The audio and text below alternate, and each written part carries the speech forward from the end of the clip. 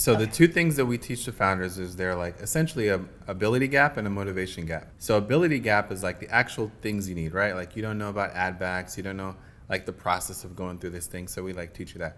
But then the motivation gap is like the limiting beliefs. Like now that you know that's possible, what's in my head that's stopping me from doing this? And we tell ourselves all these stories. But the reality is that there have been many hundreds, thousands of people who've done this before you. And so by getting access to that information, like you don't know what you don't know, but when you do know, you can't unlearn it. Hello and welcome back to Since 3000. I'm your host, Danielle Leslie, and I'm so glad you joined us today. I'm really excited to welcome today's guest. I know you are going to love him as much as I do. He's already making funny faces. Gamal Codner is the founder and CEO of Codner Inc., an online consulting company that helps e-commerce founders scale and exit their brand for maximum profitability. His own e-commerce brand, launched alongside with his brother, scaled from $0 to $60,000 a month within just a few months of operation.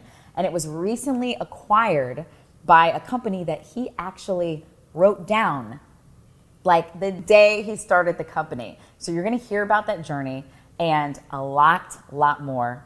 Gamal, welcome to Since 3000. What's up, Thank you New for York? being here. What's good, as the New Yorkers say.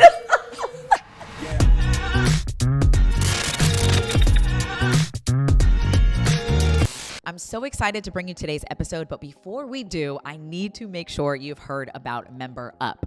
So community-driven products are the future, but Facebook groups are a thing of the past.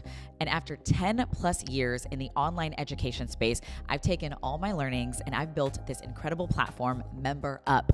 It's a customizable, easy to use, all-in-one platform where you can build a premium course, community, or membership site without the tech headache.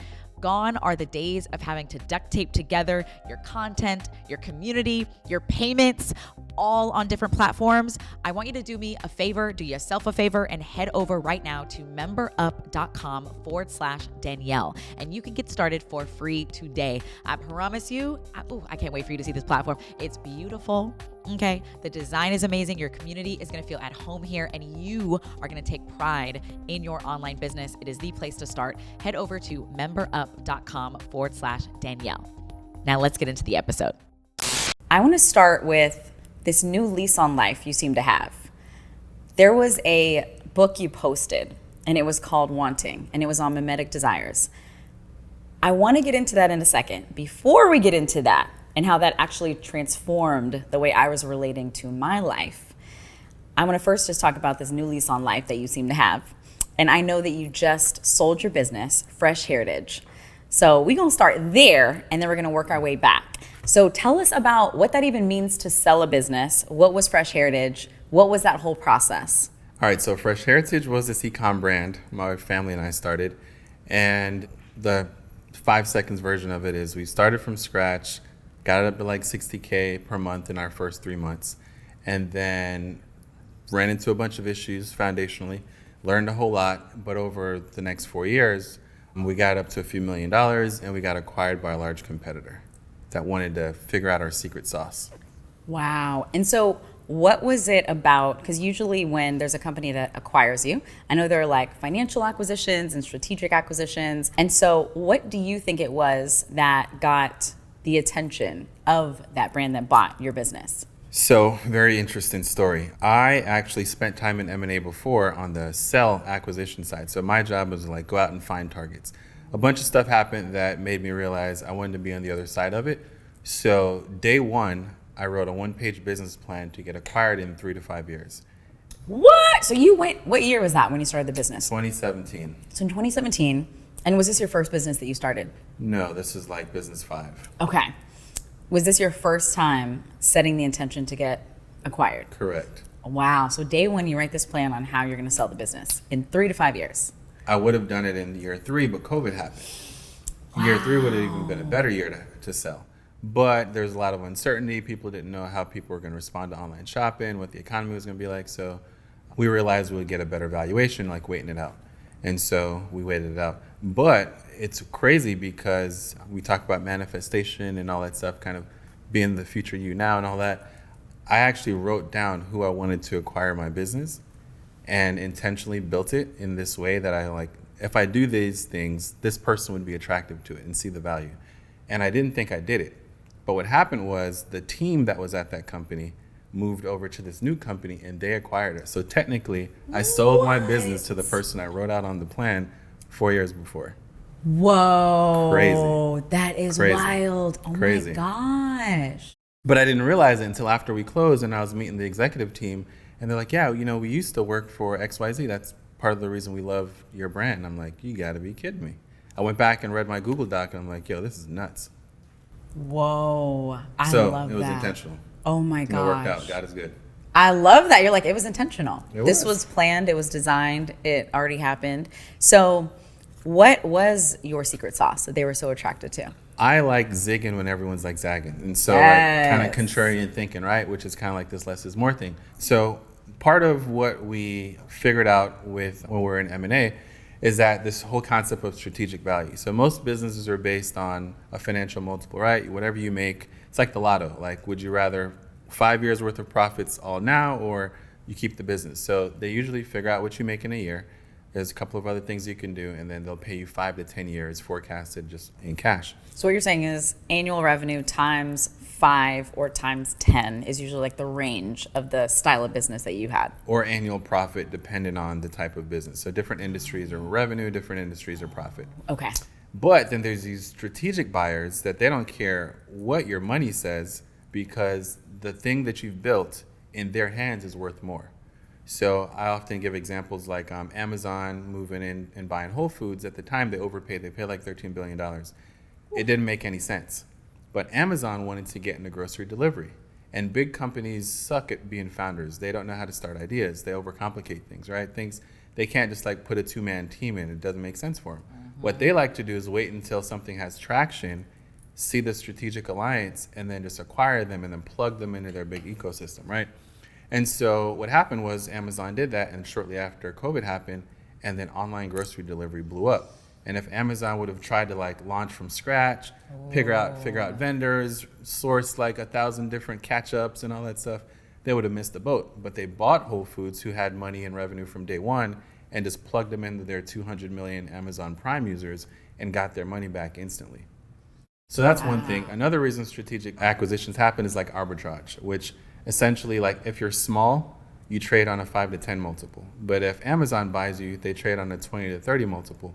So even if they pay you 15x, as soon as they now own you, you're worth more. And they can go get leverage from the bank at that higher multiple.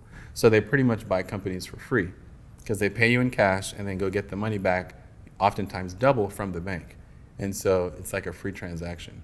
Whoa. Essentially. There's more, it's oversimplified, but yeah. Yeah. So this is interesting because I went to Baby Bathwater last year, and my biggest takeaway was this possibility of building a business to sell.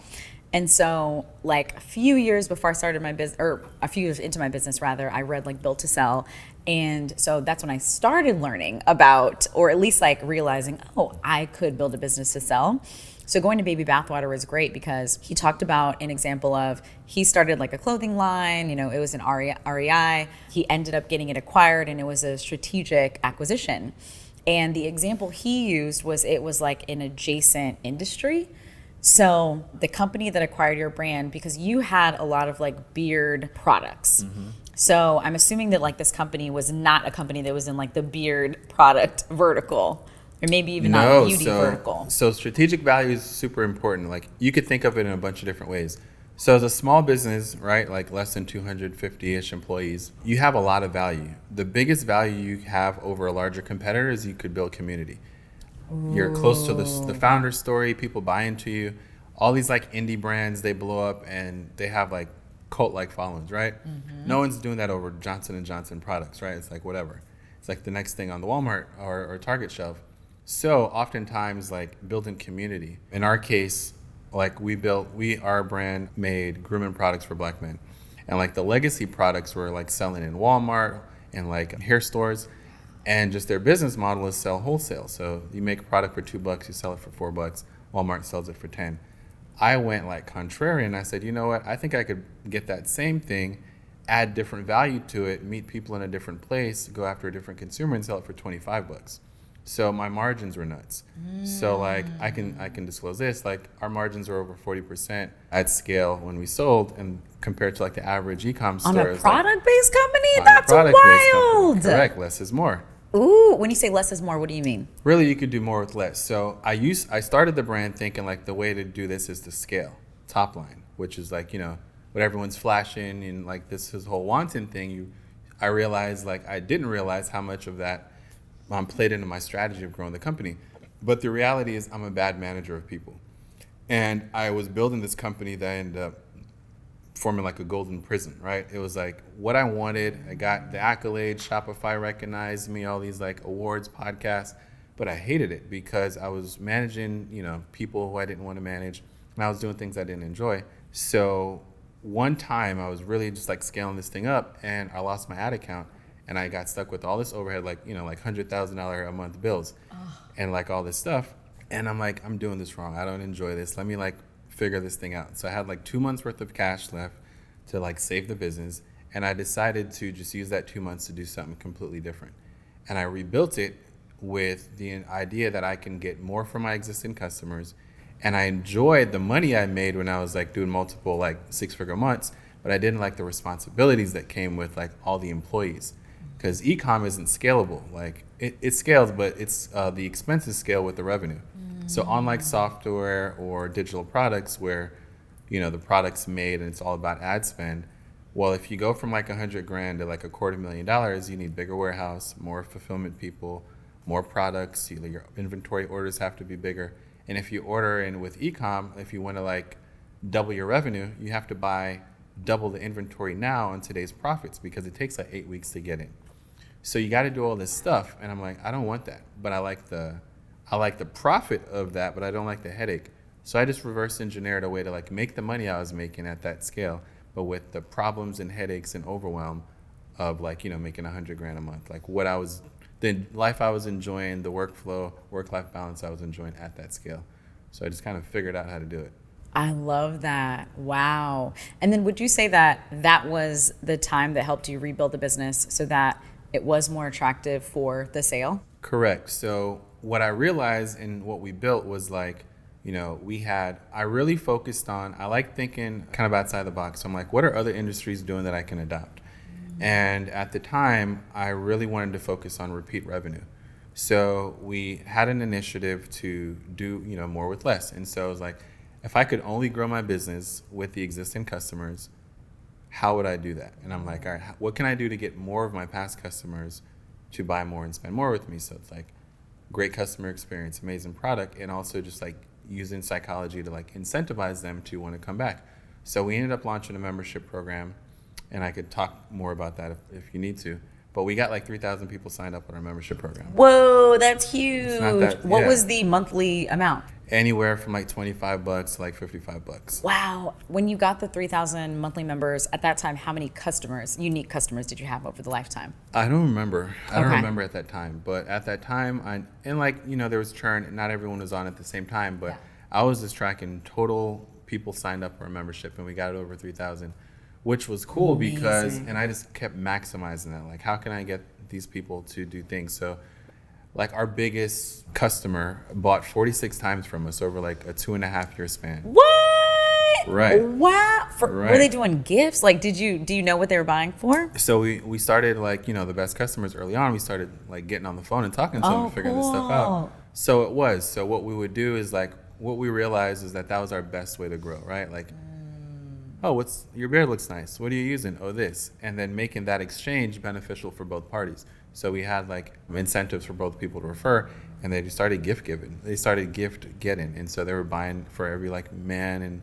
whoever in their family. So it turned into a good thing. Wow. No, I love that you're talking about the monthly membership. I'm actually going to be working with a monthly membership platform, Member Up, just seeing the importance and the value of just like cultivating community. And I love your lens of it is about asking ourselves, how can we create a more expansive, more enjoyable customer experience, which does lead to that monthly, recurring revenue. But really, like, the original question is, how can we create a better experience for our customers? And a lot of times it lends to a community, and it lends to here's better packaging where you're going to want to like gift it to people and you're going to want to send it. So I love that origin question. So I deviated from your original question. I didn't answer it, but essentially that's the answer. So the value we built was building community. Okay. Having a way above higher margins. Essentially, the community building was a big piece, and direct to consumer model. So we kind of built this company. There's a ton of companies who are in similar industries, or people who are, because of COVID, pretty much before COVID, 16% of all shopping was done online. And in 6 months of COVID, like, it doubled to 30-something%. So, and because big companies don't know how to innovate and be founders, they were just acquiring. So we're like, all right, how can we position ourselves to be attractive? And what can we do that in the hands of like $100 million company, like that margin lift from like 15 to 40%, reverse engineer that in a $100 million organization would be really attractive. So at this point, it's not like, what are we doing on paper? It's like, what is the framework? What's the process? What's your secret sauce for doing that? And having us plug our secret sauce into a bigger company. So that's what we were trying to focus on. Wow. And what I love is you're now teaching others how to do this, right? So I think you started a program recently, and I would love to hear about it and who's like the ideal person to be a part of your program. I think you've always been pretty transparent in your journey, which is what I love about you. And you're like, let me just tell you, like, this will happen. You're not like a keeper of secrets. So I love that you're doing a program, because one of my takeaways when I went to the conference I went to and heard other people speaking about having your business acquired and building to sell is there was no one who looked like me who was in the room and who was talking about this. And I thought back and I was like, actually, I haven't really seen conversations amongst us on that. And I'm like, this is a great way to build wealth. If you're able to build something of a lot of value and sell it and, cash out, structure the deal in a way, like, that's a great lump sum that you can put into, even if you put it into the lowest performing mutual funds, stocks, whatever it is, and you live off the interest of that, like, and that's like throws off $100K a year, whatever it is, and then you have a side business you run that makes the difference up. Like, that's huge. So I love that you're going to be teaching others. It really is. So that program is Exit Blueprint, and I went through a lot of things to come up with this. So we took a sabbatical. My wife and I ran the business. She was like the ops, and I was like marketing and finance. And she has a background of like corporate managing teams of like 100 plus people. So that's like the integrator, and I was the visionary. Oh, I want to ask like how that dynamic was, because I know there are couples that, navigate working together. So we're going to circle back to that. All right. And so she kind of challenged me to like, let's take a sabbatical. So it started off as 3 months, and it turned into, I read once, and around that time, it turned into 6 months. And in that time, I went through a roller coaster. So I'm going to be real. It's not all highs, right? A large part of my identity up until this point, I was like, partner with Shopify on these podcasts. People introduced me like, hey, this is my buddy with this, or here's my buddy, he did this, right? Yep. And then now I'm no longer that. So, oh, wow. And then for like the past 4 years, I had this 1-page goal that I was going to do this thing, and I did it. And you did it. So now I'm like, what the hell do I do next? Whoa. Who am I now? And so it wasn't all like, a celebration. It was weirdly, depressing's a strong word. It was an introspective experience, and it wasn't all positive emotions. And so in that, I'm like, all right, let's like see it for what it is. I accomplished something I said I was going to do. I got a lot of support, but realistically, this is something that not a lot of people have done. So what am I supposed to do with this experience now, right? Oh, wow. And so I sat in that for 6 months, and I realized like wealth creation, liquidity events are the lead-in wealth creation tool, but no one really talks about it. Ooh. So like, the top 20 richest people in the world, Bezos, whatever, Elon Musk, he built and exited PayPal, rolled that money into something else. And there's public and private liquidity. So the top 20 are like largely public liquidity. So they liquidate their assets on the stock market, IPO. But there's a ton of private liquidity events. So Elon Musk built PayPal Mafia, and he sold it and like rolled that into other things. So realizing that that's a tool, even real estate, right? Like people build up assets. The value of what you have is when you sell it to someone, right? And then you can like cash out. So this whole concept is really simple. Own equity in assets, grow the value of the asset, sell some or all of the assets. It's like really simple, but no one's doing it in business. And oftentimes as founders, this is our largest asset that we own, more so than our stock portfolio, our homes, whatever. We know how to exit or liquidate that, but we don't know how to liquidate our most valuable asset. I was in a unique experience to do that differently and to do something that not a lot of people are talking about. So I accepted the responsibility. What came up for me as you were talking, and I was like, oh, it's interesting because I think that having a startup tech background, there was this simultaneous existence. You have a startup, which you build, you get investment, and you build it to scale quickly and then to go public or sell. And then you have a lifestyle business, which is funding your lifestyle. And so that is, cash flow, high margins, and there's no intention to have that liquidation event because it's funding your life. And I think that because of maybe social media, there are different messages, there are businesses built around personal brands. I think there is a lot of, maybe a lack of awareness that those are different types of models. And maybe some of us don't realize, oh yeah, yes, we can build a lifestyle business and also we can build this other type of business where there is an exit, a liquidation event. Yeah, you're 100% right. You see those memes, it's like, would you rather $10 million today or 100 grand for like the next whatever amount of years? And everyone's like 100 grand today or a million, whatever the large lump sum is, or the lotto even, right? Would you take the one sum payment or the annuities? Everyone picks a lump sum.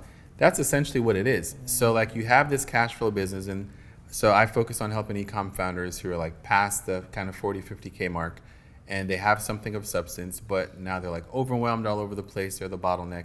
I help them put systems in place, identify strategic value, and like maximize that so that you become attractive to a buyer. So since this year, I've been advising about 4 people who opportunities, like offers to buy them, just popped up. So collectively over $20 million across those like founders. And so what always happens is you're never ready when the offers come. You're just doing something good. You catch the eye of someone and it's like a first impression. If you mess that up, you're probably never going to get an offer that good. So like you got to stay ready so you don't have to get ready. I was curious about how the company who acquired you even found you. Being on the radar. But when I was intentional about it, so there's a couple of ways you can prepare. And they could just like show up and ask you, or I actually made a list of, based on the type of company I was building and the strategic value I knew I could articulate and quantify, this type of business is the best type of company to see and appreciate that value. So for me, it was like people who were traditionally in retail with like lower margin and did not know how to build community, and people who are already selling similar products, because it was like kind of, apples and apples comparison of like what the future of their larger company could be. And so I made a list of top 50 people, and not like specific names, but like I had a customer persona of a buyer. And then I went and found those, and I went to market with a broker, a business broker, which they kind of managed the whole process of like putting our deck together, bringing us out to market, interviewing people. And why that's important is because when you go through this process, you're like running 2 businesses. You're running like your day-to-day operations, and then you're running the business you're trying to sell. You have 2 customers you're selling to. 2 customers, and it's so time consuming. Like they literally, everything you do over the past 4 years, you just kind of do it, right? We're like our own decision makers. So like why you spent $5 grand on this thing, like you just justified it, right? Your CPA says the tax write-offs, you do it. But when you have a buyer is like, well, why'd you spend $5 grand on this? You got to go back and remember what you did 3 years ago. And so this broker kind of plays quarterback. And so in our first week of going to market, we had over 200 requests to learn more about our business. I didn't have the time for that, right? Whoa. And then he kind of knew what we're looking for and fine-tuned that to like 20 of the best people. And then, we did all the interviews and stuff like that and fine-tuned to the people who we got offers from. We got like half a dozen offers, like serious offers. And then we kind of negotiated, and they got into a bidding war. So we kind of got better terms than we initially had. And then we selected somebody. So I didn't have time for that. So I kind of knew who would value me, and the person who we sold to was on my list that I created, and then kind of handed it over to someone to do the work for me. Did that happen in 30 days? Yeah. So like the go to market, 200 offers to settle on the one we wanted to go was 30 days. Whoa. And then because I spent time in M&A, and like I was intentional about building my company up into over the prior 2 years, once we got under contract, it was literally like, another 20 days or something like that, 21 days that we like executed everything. That's and got money incredible. in the bank. Wow. So we were prepared though. We were working on this thing for 2 years. I was saying no to everything. Like amazing opportunities would jump up, and my North Star was exit.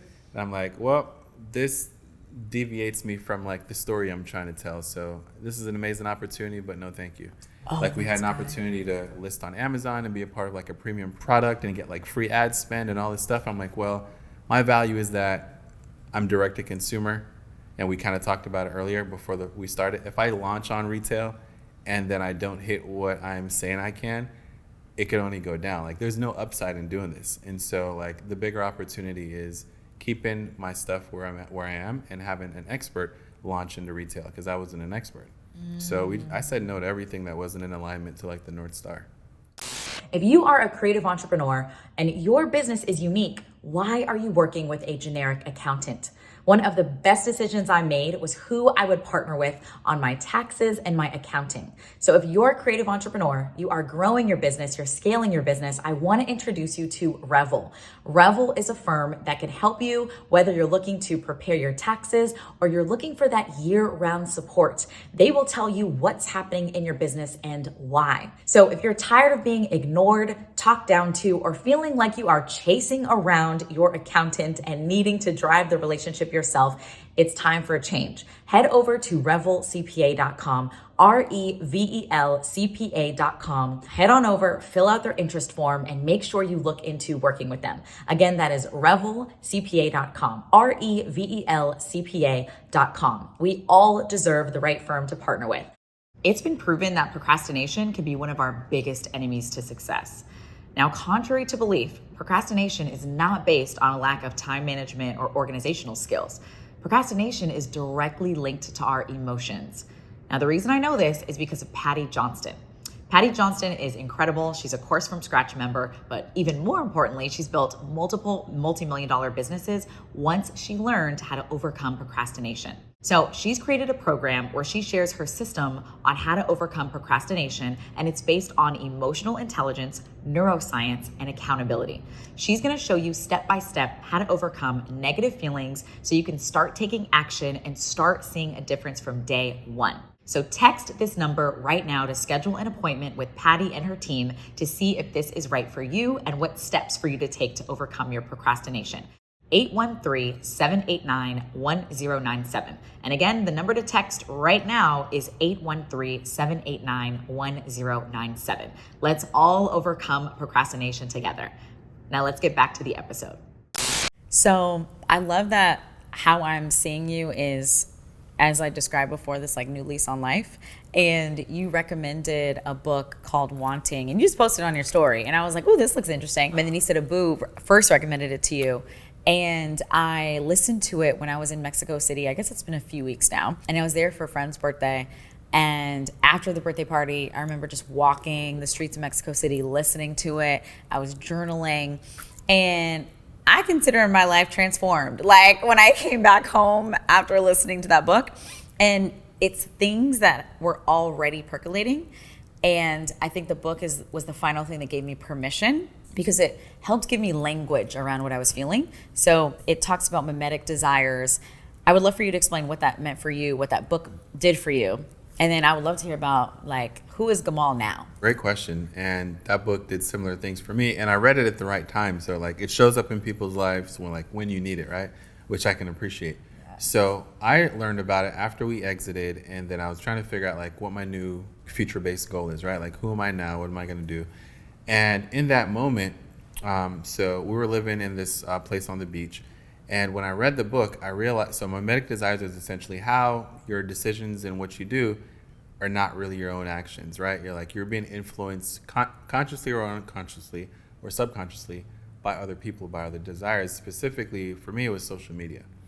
And so I remember specific things. And it talks about like, hey, an example of this is like all your friends start buying sports cars and you're like, oh, I'm not going to buy a sports car. I'm going to buy a Tesla. But essentially, like, they're influencing you to go and buy a car to keep up, right?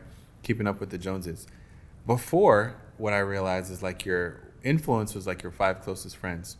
But now social media, you're friends with, like, all these random people you've never met.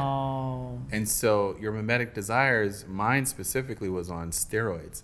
And then on social media, you don't really post the real, like, right? You only post the highlights. And so you have a distorted reality of life, and you start second guessing, or I turned into like a perfectionist. Yes. And that was already a part of me, like an overthinker and a kind of perfectionist, but that just took me on overdrive. And then I realized that we got this place, and I was like, day one in the place, I'm like, oh, this would be a great photo to post. And what I realized before we sold is that I wanted to make that decision without, like, I'm like, would I sell this company? What were the deal of this company? Would I take this if no one ever knew about it? And then, like, a month later, I read My Meg Desires. I'm like, this is what I was trying to explain. This is what I was trying to figure out. So it was good for me because it like pretty much released me from giving into social norms or doing things for other people. And it like helped me become like a real authentic version of myself. So that's what it did for me. Wow. And so I would love to hear this like shift in identity. So there is Gamal, who is running Fresh Heritage as the CEO, founder, managing people, managing the operations, probably the branding, marketing, all of that. And then there is Gamal post that, who is, as you mentioned earlier, is no longer necessarily intertwined with this other brand and with the story and all of that.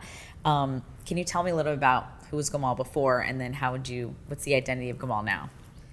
All right, so that was like maybe my fifth kind of startup, right? And the best ones that I've done were the ones where I didn't have to manage people to scale. So I did affiliate marketing back in like the 2013s, 2014s. And You're an OG. Like, I know. I've been spending like $5,000 a day on Facebook since like 2014. that is wild. So like doing 6-figure months there with like one little VA, that was like my jazz, right? Wow. 12 o'clock, go to the gym. This other reality, like trying to keep up with social, like, you know, you got screenshots of all this stuff. So I'm like, I don't enjoy this person. During that time, I was always stressed. Exiting my business and having that financial like impact was the only time as an entrepreneur of 5 brands that I actually felt comfortable, even though I was doing like well. There was always like something, a part of me was like, this isn't gonna last, or what happens when my Facebook ads go down, or some freak out event. Like I actually took 6 months off and didn't do anything. I've never done that since I started like being an entrepreneur since 2014. So the new version of me knows that everything will be okay. Whereas I told myself that, but I don't think I believed it before. Now that I don't need to just do things for like, let me ROI off of this, I can invest in like the long-term idea, like what kind of impact do I want to have? And for my wife and I, we want to have an impact of like helping founders become exitable, helping busy founders who are successful enjoy being founders more and escaping that golden prison. So that's like what we're at now. And it's not like revenue focused first, it's like impact focused first, because we have the flexibility now to be able to just put the best thing out there, get the best results, and then like build something more long term. So it's a good place. I love that. Wow. So I guess you and your wife are going to be partners in the course business, in the program that you're running. So I'm curious, what is it like working with your wife? How is that? It sucks. No, I'm kidding. But like what I realized early on is that a friend of mine, Kenny Conwell, he sent me this thing where it was like, a lot of successful businesses have a visionary and then they have an integrator. 2 roles, right? Visionary is like marketing, relationship stuff, strategy, big ideas, a bunch of different ideas, right? And then what happens is I was also trying to do the implementation, and I would start on stuff, finish projects. Like I would never finish stuff. And then there's these other people like my wife, where they're just natural project managers. They just execute. Like we would start things and she would finish in like half the time, but I'd be too busy like perfecting little details, right? She just like gets it done. And so she's starting to help us part-time. And then it got to the point where I was like, there's way more value. And she had a lucrative like 6-figure job, and she managed like a team of like 100 and something people. She was like a boss. So I'm like, look, you got some good stuff going on over there, but if we could bring that over here. I'm going to bring it in-house. Right, okay, the household. This part-time help stuff you're doing, I see the ROI. Like, you need to do 40 hours a week over here. Wow. So we made the decision together to like walk away from her job. She put in her 2 weeks notice in like January 2019. And then we just like went in. And so how it works is we bumped heads initially because she's used to like managing people, telling people what to do. I'm used to managing myself, managing people, having the final say so. Then we got to go home and be happy. So what we realized was that it really sucked, and we had to figure this out. So I'm a workaholic, and she is like, 5 o'clock, I'm out, like, because that's how she worked for like 10 years. And then when you say you're workaholic, what does that mean? I think it looks different for different people. Correct. So very, very good point. So I enjoy the work that I do. Okay. And so because I enjoy it and I realize the impact that I have, when I'm not doing everything I can to do the work that I do, I don't feel good. So I actually enjoy, like Saturdays, I would be working on the thing I'm working on. And so to like modern society, it's like, yo, you're working too much. But it's like, no, that's what I was put on earth to do. So like, why wouldn't I spend every time doing it? That's a separate story about like the meaning of that. But I would do that. I know. I already saw like We Are the Superior Man, Masculine, Feminine, like those roles. But yes. Correct. So I did. That's an amazing book. So what we decided to do is much easier to just say what we couldn't do. So I can work whenever I want, but not this time on Friday or this time on Saturday. So instead of her like, bothering me, hey, let's go do this. And I'm like, having this conflict of, no, I want to do this, or I don't want to choose between that or doing you. She also read The Way of the Superior Man and realized like, yo, this is a disservice to the world and myself and her if we deviated from my bigger purpose in life, right? Like we got to this exit, now I'm able to impact so many other people. Like if I would have taken away these hours from perfecting this thing, like we wouldn't be here, we wouldn't have this message, we wouldn't have this impact. So we got it. So it's like, all right, let's just set time to do things together. Other than that, like go do your thing. And on topics related to this, like you have the final say so. On topics related to this, I have the final say so. And then we tried to disconnect. When we went home, it was not about work. It was really about home. So that worked for us. I love that. Yeah, I think because of online businesses, we're seeing more and more couples, working together. And I think it's great to have conversations about it and learn from others, who have done it. It is a lot of trial and error depending on your genius zones and your existing relationship. So that's good to hear. And it's good when like you have two high performance people. Oh yeah, that's true. And like they're executing on a high level. So you match each other's energy. And so that's also important in like selecting a spouse. We didn't know we'd be working together, but we just happened to. Oh, so we're going even in selecting a spouse. Yeah, or a significant other, seriously. Mm-hmm. Because if like your definition of like, this is the effort I'm going to put out, doesn't match up with your significant others, there'll always be internal conflict. Because like good enough isn't good enough, right? But it is for one person. And so you want to make sure like you're in alignment all the way around if you're going to like, do a life with somebody. I love that. You mentioned this like 6-month sabbatical. There was the Gamal who was the workaholic, and then there was a 6-month sabbatical. And I want to know, what did you do on the sabbatical, and what does your day-to-day look like now? All right. So what I did on the sabbatical and the main thing I got from the whole 6 months of the sabbatical. So we were fortunate. We had a place right on the beach, and we just like did nothing. I love because that. I wasn't able to do nothing before. So we had like 1 or 2 times a week where we'd do something with our daughter, 1 or 2 times a week where we would just do like explore the city, do like day dates. And we got a full-time nanny. So that was like one of the things we splurged on, a full-time Spanish speaking nanny. Cool. To teach our daughter Spanish. So now she's like bilingual. That's amazing. Do you speak Spanish or your wife? No. Okay. We only know like 5 words. Okay. Milk. Okay, I know that. Leche? Agua. Oh, okay, I know that one. Oh, okay. I was Milk. like, agua is not leche milk. milk. Okay, Yeah, you're yeah, moving yeah. on to the next word. Okay, got it. Yeah. So our daughter only speaks back in like the 5 couple words we know, but like she like has whole conversations. And then how old is she now? 1.5. Oh, wow. So we've had the nanny for like over a year now. So that like freed up a bunch of time. And so we pretty much just did like introspective work. Like we read a lot of books, like, just like therapy kind of work, and just figured out like, yo, what are we going to do next? What do we want to be known for? What's like our new future-based cause? What impact do we want to have?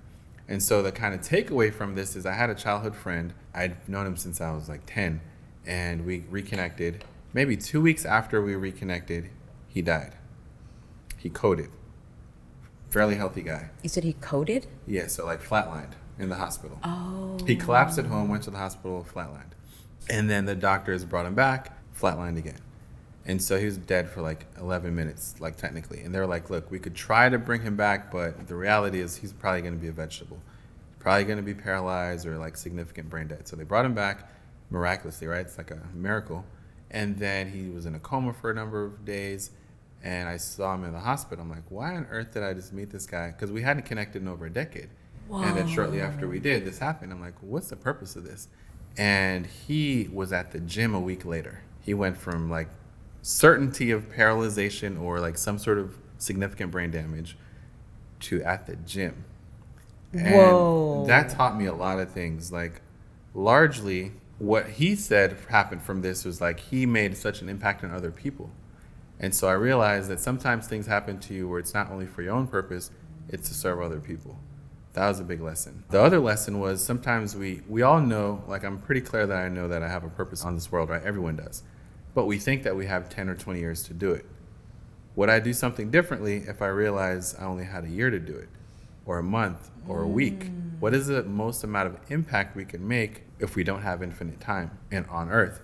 And so it just kind of changed my perspective on things. And so I kind of have this new, like, more, how can I do more with less? And so what we've settled at is realizing that there's a lot of resources around like startups, getting started, marketing, all that stuff, and you build these businesses. But when I was building this, when we got to like that 50 to 100 grand mark with like marketing per month, I didn't know what to do. Like I was overwhelmed. I built this golden prison for myself, right? I couldn't manage people. I couldn't delegate. I was the smartest person in the company. Not like intellectually, but I was like the subject matter expert at all these things. Mm-hmm. And so if something needed to happen, I was the person who oversaw it. So I like built this thing that I wanted. I wanted the like $1 million company or whatever, the podcast and the magazine features, but I didn't know what was going to come at the expense of that. And so I was trapped. And so I'm like, all right, what can I do for those people? Because there are a lot of people who are there that no one's really paying attention to. And so in the media, it's like these startups or these big exits. But there are many other people, especially founders who look like us, that have things that are worth $1, $5, $10, $15 million. Like, what can I do for them? And trust me, if you get like $1 million, the first $1 million or $10 million in your bank all at one time, that is life-changing. You are set. And so like the impact we want to have now is like working with those founders who have some success, but they're burnt out and they're either going to walk away from this thing or just like not be able to manage it. And so what we found was that the majority of businesses who are successful, like 60+% of them don't have a succession plan. And when they get tired of it or overwhelmed, a large number of them just walk away from the opportunity. They don't even know that they can sell it because they're only hearing about these Walmart exits or these Amazon exits. Wow. They don't know that there's like trillions of dollars waiting. The whole marketplace. Trillions of dollars. There's more money than deals. There were 200-something people wanted to buy our company when we went to market. That is wild. There's like a 200-to-1 ratio of like, your $500,000 idea, your $5 million idea. There's 100 to 200 people right now who want to give you money for it. And so you don't have to keep yourself trapped in this prison. There's other options. You can cash out and then really go do something that you enjoy. And this time you're doing it from experience. You're not doing it from scratch. So you make decisions better, right? You do things intentionally that's in alignment with what you want to do versus building and doing things out of necessity because you got to cover your note and you got to cover your bills. So I feel like that's the biggest like impact, and that's what I want to be like focused on and known for over the next 5 to 10 years. And that's in alignment with what my wife wants to do too. So we're doing it together.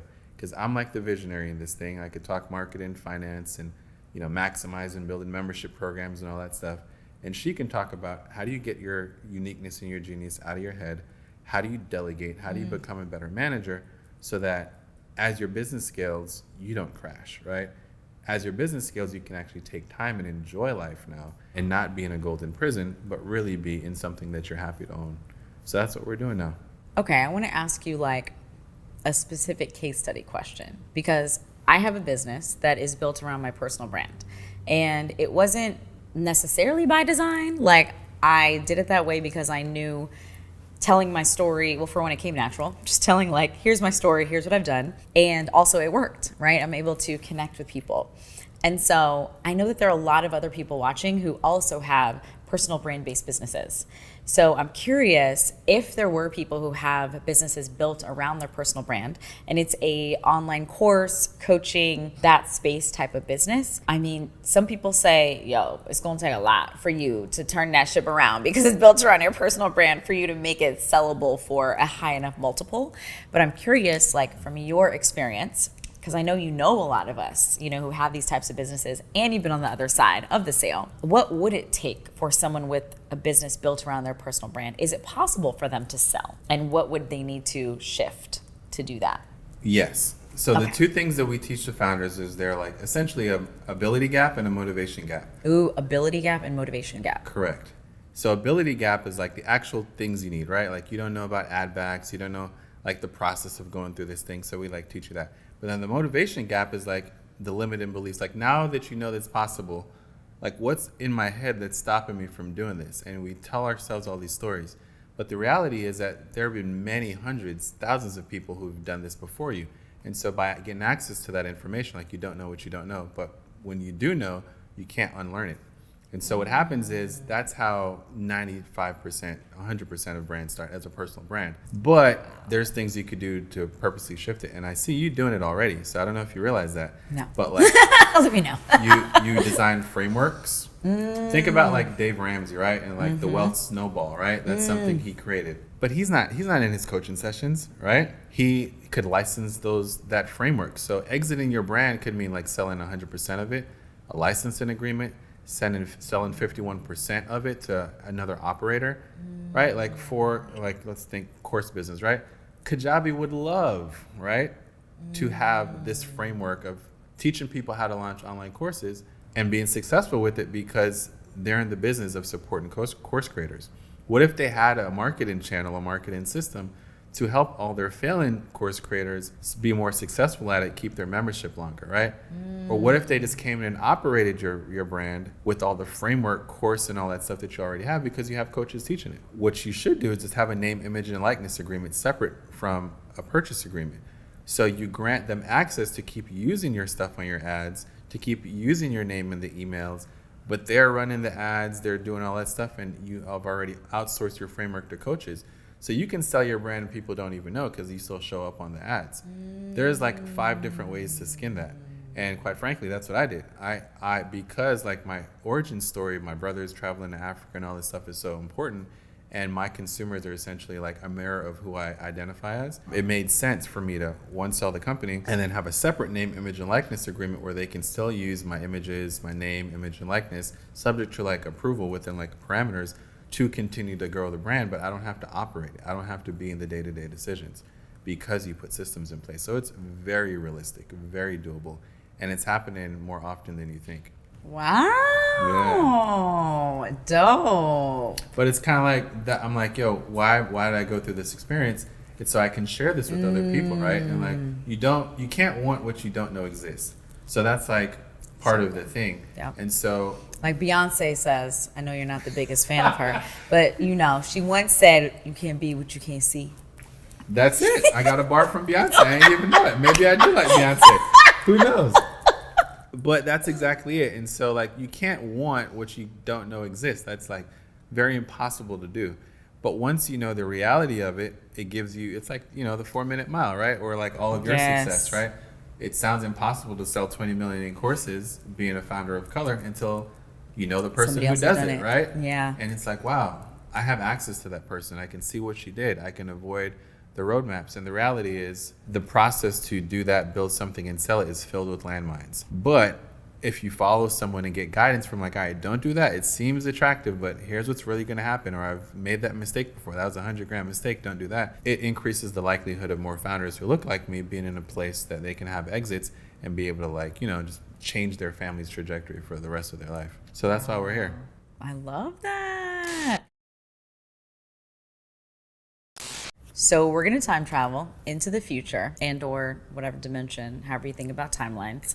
Let's say 10 years from now, I would love to hear what Gamal's 10 years from now version of him is doing. When you wake up, what are you looking at? And it could be 10, it could be 20 years, sometime in the future. When you wake up, what are you feeling? What are you seeing? What's going on in your life? What's your day-to-day? What's happening? What we own different things, like we moving and shaking, like what's happening? So 10 years from now, I'm doing what I'm doing now. I just have been doing it longer.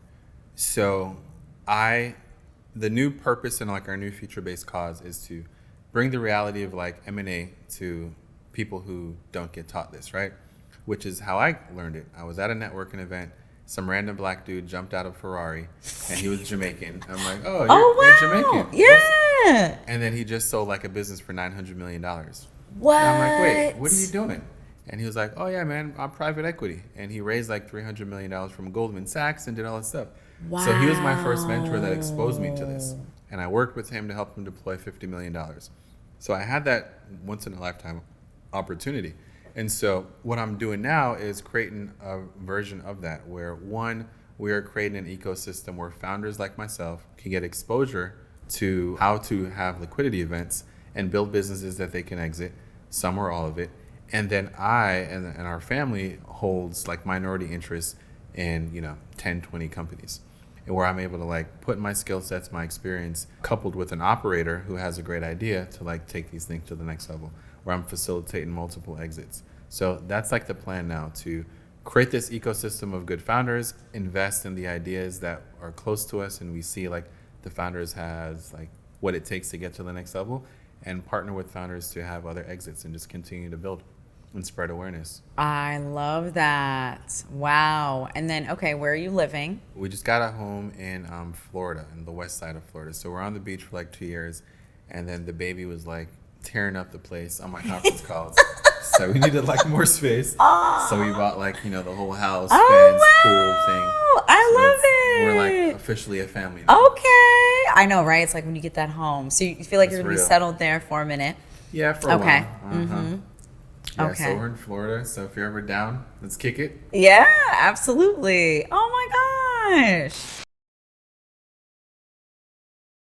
When I met you for the first time, we met at BYOB. Mm-hmm. And, you came up and we like talked. And then I was like, afterwards, I was like, oh. And then the more I learned about you, I was like, wait a minute, like, he's dope. I appreciate that. And you're just so, I would say like very just like humble, balanced, chill.